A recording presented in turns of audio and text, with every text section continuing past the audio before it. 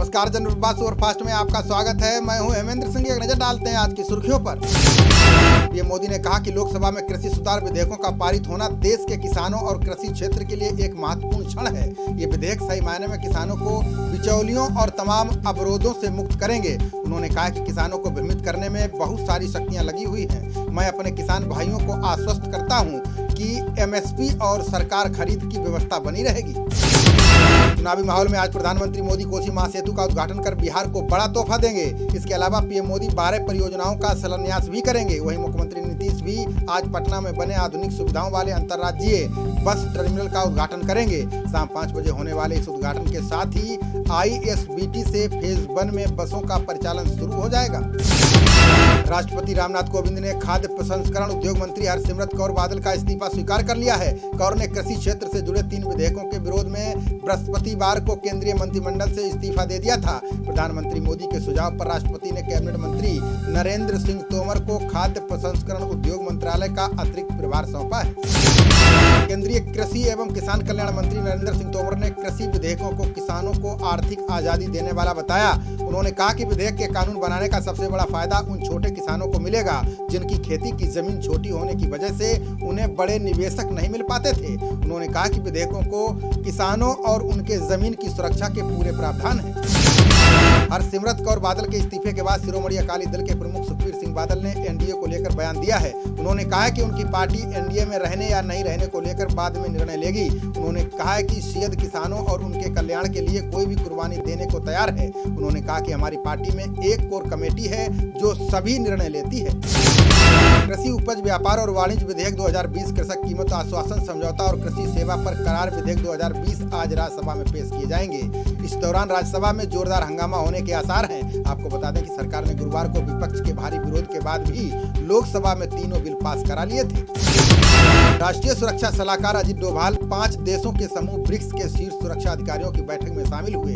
अधिकारियों ने बताया कि समूह के NSA की 10वीं बैठक में चीन के स्टेट काउंसलर यांग जीएची के साथ ही रूस, ब्राजील और दक्षिण अफ्रीका के वरिष्ठ अधिकारियों ने भाग लिया। इस बैठक की मेजबानी ब्रिक्स के मौजूदा अध्यक्ष रूस द्वारा की गई। सेना प्रमुख जनरल MM नरवणे अपने 2 दिवसीय दौरे पर श्रीनगर पहुंचे हैं। सेना प्रमुख ने उत्तरी कश्मीर में नियंत्रण रेखा के पास की स्थिति का जायजा लिया। 15वीं कोर के प्रवक्ता कर्नल राजेश कालिया ने बताया कि ऊंचाई वाले क्षेत्रों में तैनात सैनिकों के साथ सेना प्रमुख ने संवाद किया। सेना प्रमुख ने उनके मजबूत मनोबल की सराहना की। एलएसी पर जारी तनाव के बीच हिंद महासागर क्षेत्र में घुसा एक चीनी अनुसंधान पोत भारतीय नौसेना से घबराकर वापस चीन लौट गया है। सूत्रों ने बताया कि इस अनुसंधान पोत ने बीते महीने मलक्का की खाड़ी से होकर हिंद महासागर क्षेत्र में प्रवेश किया था। तभी से इस क्षेत्र में तैनात भारतीय नौसेना के जंगी जहाज इस पर नजर बनाए हुए थे। नौसेना की नियमित निगरानी को देखकर चीन का ये पोत वापस लौट गया है। एलएसी पर घुसपैठ की कोशिश कर रहे चीन को भारतीय सेना के जवान मुंहतोड़ जवाब दे रहे हैं। इसी बीच चीन ने पहली बार माना है कि गलवान घाटी की झड़प में उनके सैनिकों की भी जान गई थी। इससे पहले चीन इस बात को मानने से इनकार करता रहा है। चीनी अखबार ग्लोबल टाइम्स के संपादक ने बताया है कि गलवान घाटी में चीन की सेना को नुकसान पहुंचा था और कुछ जवानों की जान गई थी। केंद्रीय गृह मंत्री अमित शाह को दिल्ली एम्स से छुट्टी मिल गई है। अमित शाह को कोविड-19 से उबरने के बाद फिर से चेकअप के लिए अस्पताल में भर्ती कराया गया था। ऐसा माना जा रहा है कि अमित शाह अब सोमवार से संसद के मानसून सत्र में मौजूद रह सकते हैं। बता दें कि कोरोना से ठीक होने के बाद 31 अगस्त को अमित शाह को एम्स से डिस्चार्ज किया गया था। इसके बाद उन्हें पुनः भर्ती कराया गया था। नवनिर्वाचित राज्यसभा सदस्य अशोक गस्ती का कोरोना वायरस से निधन हो गया है। वो 55 वर्ष के थे। उन्हें 2 सितंबर को ओल्ड एयरपोर्ट रोड स्थित मणिपाल अस्पताल में भर्ती कराया गया था। अशोक को कोविड-19 के कारण गंभीर निमोनिया हो गया था। संसद में अशोक को श्रद्धांजलि दी गई और आधे घंटे के लिए राज्यसभा की कार्यवाही स्थगित कर दी गई। झारखंड विधानसभा का मानसून सत्र आज से शुरू हो गया है, जो मंगलवार तक चलेगा। कोरोना संक्रमण काल में आयोजित विधानसभा का ये सत्र विशेष सावधानियों के साथ बुलाया गया है। सभी विधायकों, विधानसभा कर्मियों तथा मीडिया के लोगों को कोविड-19 जांच के बाद ही इस सत्र में प्रवेश दिया जाएगा। भारतीय सेना ने कश्मीर के गादकल में 52 किलोग्राम विस्फोटक सामग्री बरामद की है। इस तरह से सुरक्षा बलों ने पुलवामा जैसे एक और हमले को टाल दिया है। ये इलाका पिछले वर्ष हुए भीषण हमले के स्थान से बहुत दूर नहीं है। सेना के अधिकारियों ने बताया कि जहां से विस्फोटक बरामद किया गया है वो स्थान जम्मू कश्मीर राजमार्ग के निकट है। अमेरिकी राष्ट्रपति डोनाल्ड ट्रंप पर एक पूर्व मॉडल ने यौन शोषण का आरोप लगाया है। मॉडल के इस आरोप से ट्रंप के चुनावी कैंपेन को बड़ा झटका लगा है। मॉडल एपिडोरिस ने कहा है कि 23 साल पहले ओपन टेनिस चैंपियनशिप के दौरान ट्रंप ने उनके साथ जोर जबरदस्ती की थी। हालांकि ट्रंप ने इन आरोपों का खंडन किया है। भारतीय रेलवे जल्द ही पुनर्विकसित और अत्यधिक व्यस्त स्टेशनों पर यात्रियों से किराए में यूजर चार्ज वसूलेगा। रेलवे बोर्ड के अध्यक्ष वी के यादव ने बताया है कि यात्रियों को बेहतर सुविधाएं उपलब्ध कराने के क्रम में राजस्व जुटाने के लिए ये निर्णय किया गया है। इसके प्रभाव में आने के बाद ये पहली बार होगा जब इस तरह का शुल्क वसूला जाएगा। हरसिमरत कौर के बाद पंजाब के फतेहपुर साहिब से कांग्रेस विधायक कुलदीप सिंह नागरा ने भी इस्तीफा दे दिया है। इस बात की जानकारी कुलदीप सिंह ने खुद ट्वीट कर दी है। उन्होंने कहा कि भाजपा अकाली सरकार द्वारा किसान विधेयक पारित किए जाने से गहरा दुख हुआ है। मैं किसानों के समर्थन में विधायक फतेहगढ़ साहिब के रूप में अपना इस्तीफा देता हूँ। हरसिमरत कौर के इस्तीफे के बाद भाजपा के एक और सहयोगी जजपा पर साथ छोड़ने का दबाव बढ़ रहा है। हरियाणा में भाजपा और जजपा की सरकार है। कांग्रेस प्रवक्ता रणदीप सिंह सुरजेवाला ने ट्वीट कर कहा है कि दुष्यंत जी, हरसिमरत कौर की तरह आपको भी डिप्टी सीएम की पोस्ट से इस्तीफा देना ही चाहिए, लेकिन आपको किसानों से ज्यादा अपनी कुर्सी प्यारी है। कोरोना के कारण बंद नवोदय सैनिक स्कूल और कस्तूरबा गांधी बालिका विद्यालयों को खोलने की तैयारी पूरी हो गई है। इन्हें पहले 10वीं और 12वीं बोर्ड के छात्रों के लिए खोला जाएगा। उसके बाद 9वीं और 11वीं के छात्रों को बुलाया जाएगा। गृह मंत्रालय की अनुमति के बाद इन स्कूलों को खोलने का निर्णय लिया गया। अक्टूबर आखिर और नवंबर में इन स्कूलों को खोलने की संभावना है। फोरेंसिक एक्सपर्ट की टीम आज सुशांत सिंह राजपूत की बिसरा रिपोर्ट एम्स के डॉक्टरों को सौंपेगी। इस रिपोर्ट को मेडिकल बोर्ड की बैठक में रखा जाएगा। बिसरा रिपोर्ट को देखने के बाद एम्स के डॉक्टरों का पैनल इस मामले में फाइनल बैठक करेगा। इस बैठक में सुशांत के बिसरा के साथ ही पोस्टमार्टम रिपोर्ट पर भी चर्चा की जाएगी। इसके बाद एम्स के डॉक्टर अपनी फाइनल रिपोर्ट देंगे। रिया चक्रवर्ती ड्रग्स मामले में आज सैमुअल मिरांडा, अब्दुल बासित परिहार, दीपेश सावंत की जमानत याचिका पर सुनवाई होगी। बॉम्बे हाईकोर्ट इन तीनों की जमानत याचिका पर सुनवाई करेगा। इससे पहले मुंबई की सेशंस कोर्ट ने तीनों की जमानत याचिका को ठुकरा दिया था। अब देखना होगा कि बॉम्बे हाईकोर्ट से तीनों को जमानत मिलती है या तीनों अभी जेल में ही रहेंगे। नारकोटिक्स कंट्रोल ब्यूरो की मुंबई टीम को बड़ी सफलता हाथ लगी है। छापेमारी में बॉलीवुड को हशीश सप्लाई करने वाले एक बड़े सप्लायर सहित विश्राम को पकड़ा गया है। एनसीबी के समीर वानखेड़े और उनकी टीम को राहिल की डिटेल्स मिली थी, जिसके बाद राहिल के बरसोबा स्थित घर पर छापा मारा गया था। सुशांत सिंह को इंसाफ दिलाने के लिए आवाज उठाने वाली अभिनेत्री कंगना रनौत ने खुली चुनौती दी है। वो सोशल मीडिया को हथियार की तरह इस्तेमाल कर अपने आलोचकों पर जमकर वार कर रही हैं। इस बीच उन्होंने कहा है कि वो लड़ाकू नहीं है। अगर कोई ये साबित कर देता है तो वो तुरंत ट्विटर छोड़ देंगी। भारत में बीते 24 घंटे में कोरोना के 96,424 नए मामले सामने आए हैं, जबकि 24 घंटे में 1174 लोगों की जान जा चुकी है। ये लगातार 16वां दिन है जब देश में 1000 से ज्यादा लोगों की जान गई है। स्वास्थ्य मंत्रालय के अनुसार देश में कुल कोरोना संक्रमितों की संख्या 52,14,000 के पार पहुंच चुकी है। इनमें 84,372 लोगों की जान जा चुकी है। दुनिया भर में कोरोना संक्रमितों का आंकड़ा 3 करोड़ 3 लाख के पार पहुंच गया है, जबकि महामारी में जान गंवाने वालों की संख्या 9,50,000 से ज्यादा हो गई है। इसी बीच अच्छी खबर यह है कि ठीक होने वालों की संख्या भी अब 2 करोड़ 20 लाख से ज्यादा हो चुकी है। वहीं अमेरिका में 68,74,000 लोग संक्रमित पाए गए हैं, जबकि 2 लाख से ज्यादा लोग जान गंवा चुके हैं। वैश्विक स्मार्ट सिटी की सूची में 4 भारतीय शहरों को शामिल किया गया है। सिंगापुर से जारी सूची में चारों शहर अपना पुराना स्थान बरकरार नहीं रख पाए। इन सभी के स्थानों में गिरावट दर्ज की गई है। इस बार स्मार्ट सिटी सूचकांक में हैदराबाद को 85, नई दिल्ली को 86, मुंबई को 93 और बेंगलुरु को 95वां स्थान मिला है। महाराष्ट्र में मराठा आरक्षण की मांग को लेकर प्रदर्शन तेज हो गया है। मराठा समुदाय से जुड़े संगठनों ने जालना, पुणे और कोल्हापुर में जोरदार प्रदर्शन किया। प्रदर्शनकारियों ने मांग की है कि उनको सरकारी नौकरियों और शैक्षणिक स्थानों में आरक्षण जारी रखा जाए। बता दें कि सुप्रीम कोर्ट ने मराठा आरक्षण पर रोक लगा दी थी। पाकिस्तान के प्रधानमंत्री इमरान खान ने गिलगित बाल्टिस्तान पर बड़ा फैसला किया है। पाकिस्तान सरकार ने गिलगित बाल्टिस्तान को एक पूर्ण प्रांत बनाने का ऐलान किया है। आपको बता दें कि यहाँ के लोग लंबे समय से पूर्ण राज्य बनाने की मांग कर रहे थे, साथ ही अपने अधिकारियों में इजाफा करने के लिए प्रदर्शन भी कर रहे थे। विश्व बैंक के वार्षिक मानव पूंजी सूचकांक के नवीनतम संस्करण में भारत को 116वां स्थान मिला है। ये सूचकांक देशों में मानव पूंजी के प्रमुख घटकों का मूल्यांकन के लिए बनाया जाता है। इसमें 174 देशों के स्वास्थ्य और शिक्षा संबंधी आंकड़ों को शामिल किया गया। इसके आधार पर मानव सूची सूचकांक में स्थान दिया जाता है। स्टेट बैंक ऑफ इंडिया के एटीएम से कैश निकालने के लिए आज से ओटीपी देना अनिवार्य होगा। अब एसबीआई एटीएम से 10,000 या उससे अधिक रुपए निकालने के लिए रजिस्टर्ड मोबाइल नंबर जरूरी हो गया है। दरअसल पैसा निकालते समय इसी नंबर पर ओटीपी आएगा, जिसे एटीएम में फीड करने पर ही पैसा बाहर निकलेगा।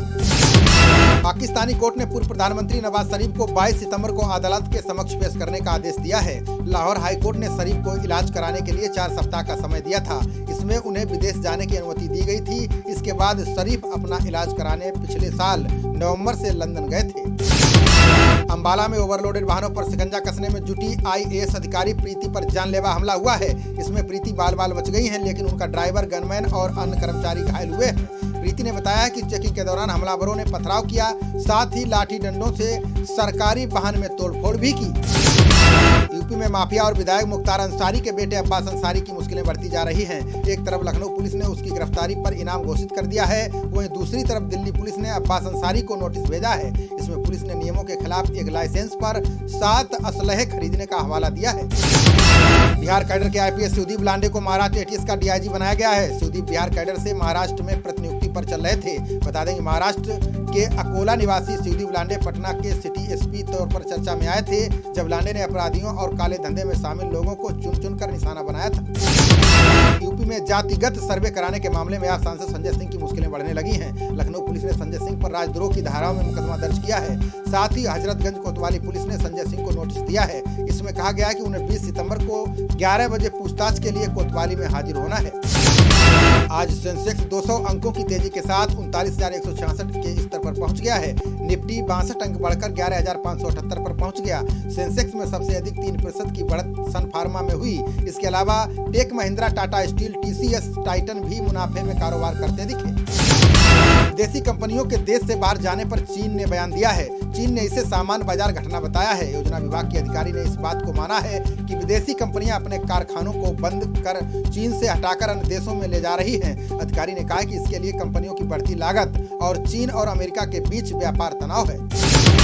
विदेश राज्य मंत्री वी मुरलीधरन ने हाउडी मोदी कार्यक्रम में हुए खर्च पर बयान दिया है। मुरलीधरन ने राज्यसभा में विपक्ष के आरोपों को खारिज कर दिया है। उन्होंने कहा कि इस कार्यक्रम का खर्च भारत सरकार या उससे संबंधित किसी संस्था ने नहीं उठाया है। विदेश मंत्रालय ने कहा है कि इसका आयोजन अमेरिका स्थित एक गैर लाभकारी संगठन ने किया था, उसी ने इसका खर्चा उठाया है।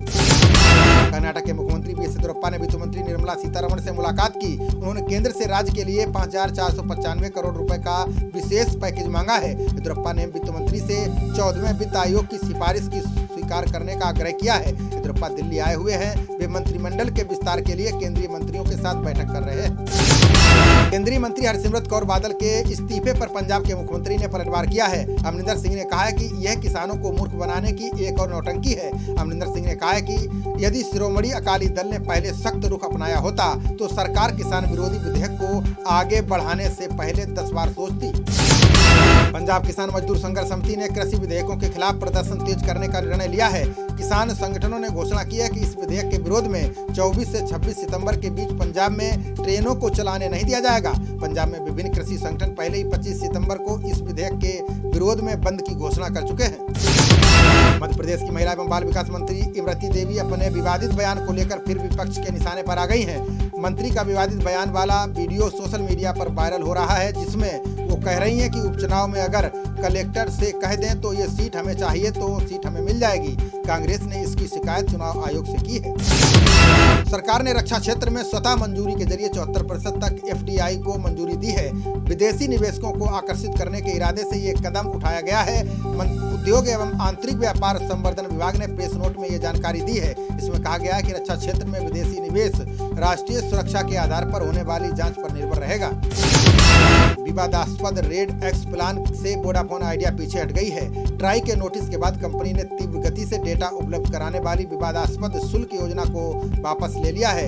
इसके स्थान पर कंपनी ने ट्राई को संशोधित योजना सौंपी है। बता दें कि ट्राई का कहना था कि इस प्लान में पारदर्शिता की कमी है और ये भ्रामक है। कांग्रेस नेता के.सी. वेणुगोपाल ने फेसबुक के खिलाफ संसदीय समिति से जांच कराने की मांग की है। राज्यसभा में विशेष उल्लेख करते हुए वेणुगोपाल ने कहा है कि फेसबुक इंडिया पर देश के लोकतंत्र में हस्तक्षेप का आरोप घातक और गंभीर है। उन्होंने कहा कि यूजर्स के लिहाज से भारत फेसबुक और व्हाट्सएप के एक बड़े बाजार में से एक है, ऐसे में इसकी जांच जरूरी है। केंद्रीय स्वास्थ्य मंत्री हर्षवर्धन ने कोरोना के इलाज के लिए प्रभावी स्वास्थ्य प्रणाली विकसित करने की जरूरत बताई। उन्होंने कहा कि कोरोना के मामलों में वैश्विक स्तर पर उछाल आ रहा है। इसको कम करने के लिए अंतर्राष्ट्रीय स्तर पर सहयोग की आवश्यकता होगी। पूरी दुनिया को एकजुट होकर कोरोना से लड़ना होगा। 2025 तक केंद्र सरकार जन औषधि केंद्रों की संख्या 10,500 करने की योजना बना रही है। रसायन और उर्वरक मंत्री डी.वी. सदानंद गौड़ा ने ये जानकारी दी है। गौड़ा ने कहा है कि 15 सितंबर 2020 तक देश भर में 6,606 जन औषधि केंद्र हैं। सभी केंद्र गरीबों को सस्ते दामों पर दवाएं उपलब्ध करवा रहे हैं। अब इन केंद्रों की मांग बढ़ने लगी है। आज से महाराष्ट्र में राज्य सड़क परिवहन निगम की सभी बसें सड़क पर चलने लगी हैं। सरकार ने कहा है कि इससे यात्रियों को सहूलियत मिलेगी। वर्तमान समय में कोरोना के कारण आधी बसें ही चल रही थीं। बसों में यात्रियों को मास्क लगाना होगा और सैनिटाइजर का प्रयोग अनिवार्य किया गया है। सुप्रीम कोर्ट ने अनिल अंबानी की 2 कंपनियों को राहत दी है। अदालत ने 1200 करोड़ रुपए के कर्ज की वसूली के लिए एसबीआई की दिवाला कार्रवाई पर रोक लगा दी है। शीर्ष अदालत ने अंबानी के खिलाफ व्यक्तिगत दिवाला कार्रवाई पर रोक लगाने के दिल्ली हाई कोर्ट के अंतरिम आदेश को हटाने से भी इनकार किया है।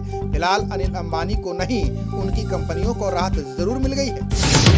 महाराष्ट्र के मराठा आरक्षण के मुद्दे पर गृह मंत्री अनिल देशमुख ने बयान दिया है। उन्होंने कहा कि पुलिस भर्ती में मराठा समुदाय के साथ राज्य सरकार न्याय करेगी। वीडियो संदेश में देशमुख ने कहा है कि सरकार कानूनी पहलुओं की जांच के बाद समुदाय के लिए 13% पदों को अलग रखेगी। महाराष्ट्र कैबिनेट ने 12,528 पुलिस कांस्टेबलों की भर्ती को मंजूरी दे दी है।